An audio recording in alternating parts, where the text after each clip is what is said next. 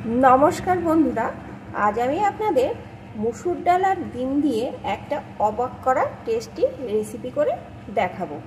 तार जन्य एखाने आमी किछुटा परिमाण मसुर डाल आगे थाकते भालो करे धुए एकटु जले भिजिए रेखेछिलाम। एखन आमी एई रेसिपिटी केमन करे करछि बंधुरा प्लिज एकटा लाइक दिए देखते थाको। जल थेके मसुर डालगुलो तुले आमी एक मिक्सिंग जारे निये निয়েছি। এখন এর ভিতরে দিয়ে দেব একটু আদা,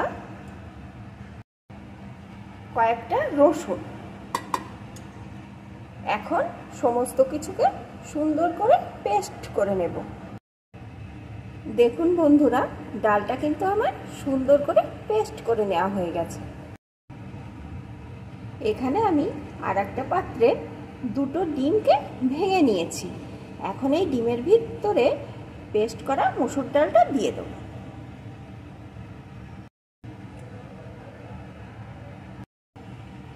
পেস্ট করা মসুর ডালটা এর ভিতরে দিয়ে দিয়েছি। এখন এর ভিতরে দিয়ে দেব একটা পেঁয়াজ কুচি,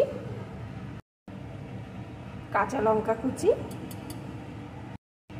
পরিমাণ মতো লবণ, সামান্য একটু চিনি। এখন সবকিছু সুন্দর করে এইভাবে ফেটিয়ে নেব।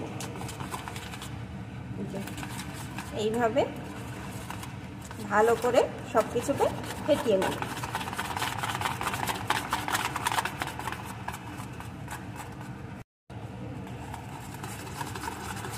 2-3 মিনিট আমি এটাকে সুন্দর করে ফেটিয়ে নিয়েছি। গ্যাস ওভেনে একটা তাওয়া বসিয়ে তাতে একটু সরষের তেল দিয়ে দিয়েছি। এখন খুন্তির সাহায্যে তেলটা এইভাবে চারিদিকে ছড়িয়ে দেব।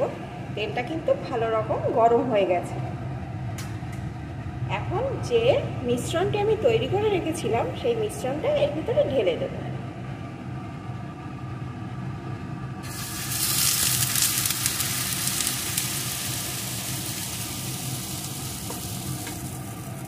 এখন কিন্তু গ্যাসের জোরটা আমি মিডিয়াম টু লোতে রেখে দেব। এটাকে এইভাবে কিছুক্ষণ হতে দেব। এদিকে আবারও আমি মিক্সিং জারটা নিয়ে নিয়েছি। এখন আমি একটা মশলা তৈরি করব যেটা আমার রান্নায় লাগবে। প্রথমে দিয়ে দেব একটা টমেটো, পেঁয়াজ, কয়েকটা রসুন। এখন এগুলোকে সুন্দর করে পেস্ট করে নেব। বেশ কিছু এইভাবে রেখে এটা হয়ে গেছে। এখন পিঠটা আমি উল্টে দেব। উল্টে দেওয়ার জন্য এটা আগে একটা প্লেটের উপর তুলে নেব। প্লেটের উপর তুলে নিয়েছি। এখন প্লেটটা উল্টে এর উপরে বসিয়ে দেব। দেখুন বন্ধুরা কত সুন্দর ভাজা হয়েছে। এখন ও পিঠটাও আমি অল্প আছে এইভাবে 2 মিনিট রেখে দেব। 2 মিনিট পর আমি গ্যাসটা অফ করে দিয়েছি। এখন আমি এটা একটা প্লেটে নামিয়ে নেব। প্লেটে নামিয়ে একটু ঠান্ডা করে নিয়েছি। এখন আমি ছুরির সাহায্যে এরকম ধোকার আকারে পিস পিস করে কেটে নেব।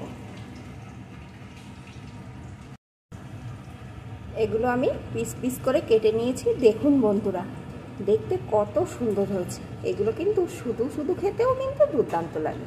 এখন এগুলোকে আমি রান্না করে নেব।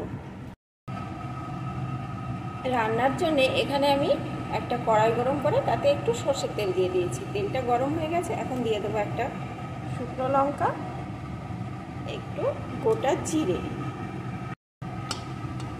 ফোড়নগুলো একটু লাল লাল হলে এর ভিতরে দিয়ে দেবো একটা টুকরো করে কেটে রাখা আলু। এখন আলুটাকে লাল লাল করে ভেজে নেব। আলুগুলো সুন্দর করে আমি ভেজে নিয়েছি। এখন এর ভিতরে দিয়ে দেবো আমি যে মশলাটা করে রেখেছিলাম, পেঁয়াজ, রসুন আর টমেটো। এই মশলাটা দিয়ে দিব। এখন আলুর সাথে এই মশলাটা সুন্দর করে কষিয়ে নেব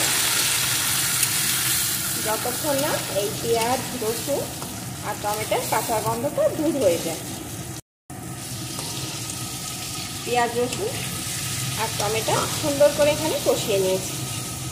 এখন এর ভিতরে দিয়ে দেবো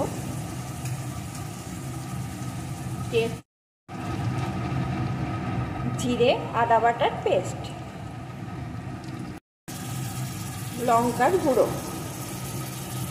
ঝালটা আপনারা আপনাদের পছন্দ মতন দিয়ে নেবেন, একটু ধনে গুঁড়ো, সামান্য একটু চিনি। চিনিটা কিন্তু আপনারা না চাইলে নাও দিতে পারেন, তবে দিলে স্বাদটা ভালো আসে। এখন সমস্ত কিছু ভালো করে কষিয়ে নেব। সব কিছু সুন্দর করে কষিয়ে নিয়েছি। দেখুন বন্ধুরা, মশলাটা কত সুন্দর কষানো হয়েছে। এখন দিয়ে দেবো এর ভিতরে পরিমাণ মতো হলুদ গুঁড়ো, স্বাদ মতো লবণ। এখন একটু নাড়িয়ে নেব। আগে থাকতে ভালো করে কষিয়ে নিয়েছি, তাই লবণ হলুদ দিয়ে আর বেশি কষানোর দরকার নেই। এখন এর ভিতরে দিয়ে দেবো পরিমাণ মতো জল।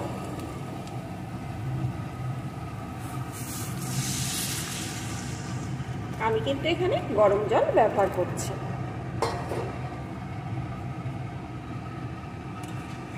একটু নাড়িয়ে ভালো করে কিছুক্ষণ ফুটিয়ে নেব।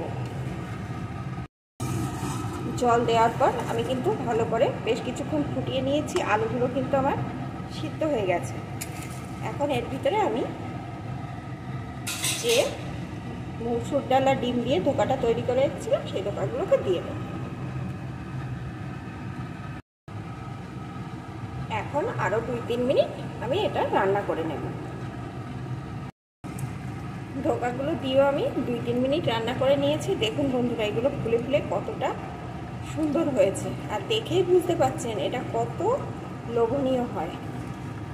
আর আমি কিন্তু এটা আলু দিয়ে রান্না করলাম। আপনারা যদি আলু দিতে না চান তাহলে শুধুও এটা এইভাবে রান্না করে নিতে পারেন। এখন কিন্তু এটা আমার মোটামুটিভাবে রেডি। এখন উপর দিয়ে দিয়ে দেবো একটু গরম মশলার গুঁড়ো, একটু নাড়িয়ে নেব। এখন এটা কিন্তু আমার সম্পূর্ণভাবে রেডি হয়ে গেছে। এখন নামিয়ে নেব। বন্ধুরা, অনেক সময় বাড়িতে মাছ মাংস না থাকলে এইভাবে যদি রান্না করে দেন, তখন দেখবেন কেউ আর মাছ মাংস খেতে চাইছে না, এটাই বারবার খেতে চাইছে। তাহলে বন্ধুরা, আমার এই রেসিপিটি কেমন লাগলো প্লিজ কমেন্ট করে অবশ্যই জানাবেন। আর পাশে থাকবেন, লাইক শেয়ার কমেন্ট করবেন।